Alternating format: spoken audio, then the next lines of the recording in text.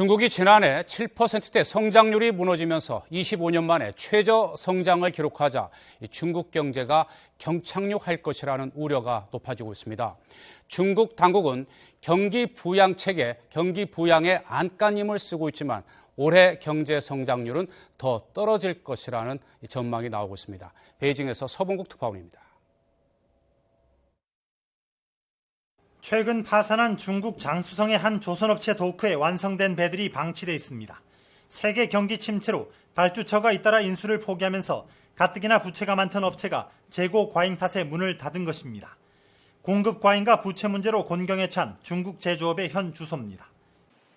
실제 중국 경제는 지난해 7% 성장률이 무너지며 25년 만에 최저 성장을 기록했습니다.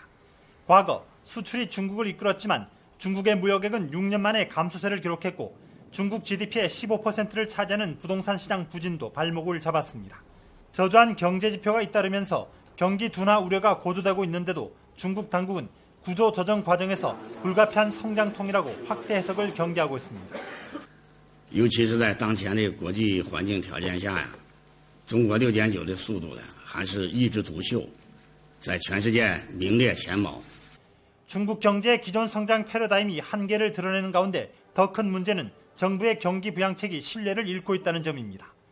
인민은행이 하루에만 138조 원, 이달에만 250조 원 가까이 유동성을 쏟아부었지만 시장의 불안이 가시지 않는 등 정부의 경제 운영 능력에 대한 신뢰는 흔들리고 있습니다.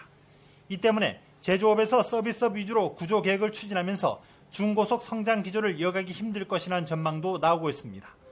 IMF는 올해 중국의 성장률을 6.5%로 전망했지만 일부 투자은행들은 5%도 힘들 것이라며 경착륙 가능성을 우려하고 있습니다. Finally, you will hit on the wall, and that is the big crisis just in a few years. 경제 구조 개혁과 성장 유지라는 두 가지 목표 사이에서 균형을 잃고 허둥대는 중국. 2010년까지 10% 이상의 성장률로 세계 경제를 이끌던 성장 엔진 중국이 오히려 세계 경제의 발목을 잡지 않을까 우려가 커지고 있습니다. 베이징에서 YTN 서봉국입니다.